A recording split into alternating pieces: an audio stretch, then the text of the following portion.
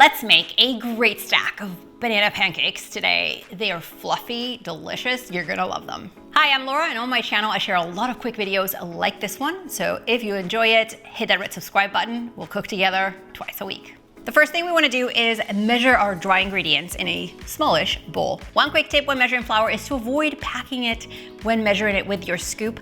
I like to use a smaller scoop and fill it, and then measure the flour that I need right into my cup. I also am going to give my flour a few taps in the cup to let it settle and then remove any of the excess from the top. I'm gonna add it right into my bowl. To the flour, I'm going to use baking powder. One quick tip about baking powder is to look at the ingredients of your baking powder and avoid using one with aluminum. You don't want that. And then to that, I'm going to add a pinch of salt. Let's combine those and set it aside. This recipe calls for 1 banana, but you could add up to 2 bananas. What you want to look out for is bananas that have some brown spots. That means that they're ripe and they're going to be sweeter.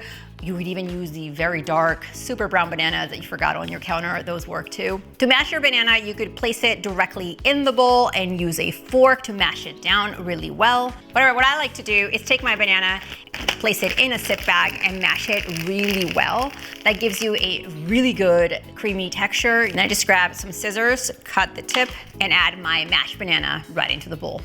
As you can see, the one that came out of the zip bag, it's creamier, it's smoother, it's gonna mix into my batter so well. To the banana, I'm gonna add the rest of my weight ingredients, the first one being 1 egg, and then the milk. You can use any milk that you have on hand for this. I'm also gonna add some melted butter. It makes it so delicious. And then a little bit of vanilla if you have it. Grab a fork and mix these really well. As you can see, a few banana lumps remain, that's okay. And now we take our dry ingredient mixture and add it, and mixing from the outside of the bowl in, I'm going to incorporate them together.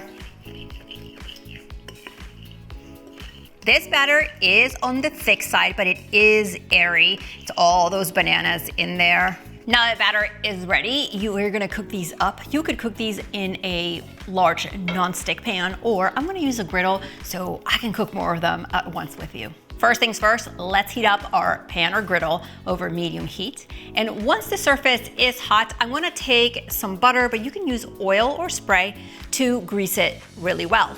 And immediately pour about 1/4 cup of pancake batter on the hot surface. As you can see, I am using my scoop to spread the batter, because it is quite thick, on the surface.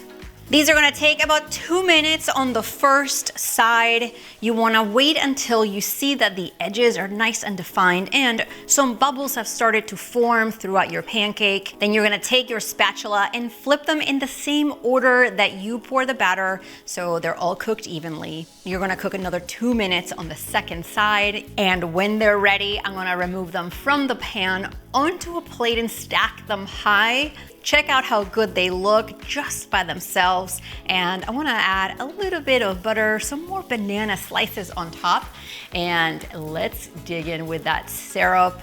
Oh, holy moly, these are incredible. The fluffy texture, all of it. Wow, guys. They have tiny banana tidbits in every bite. They're so good. Grab all the ingredient amounts below this video and let me know in the comments how you like your pancakes. See you next time.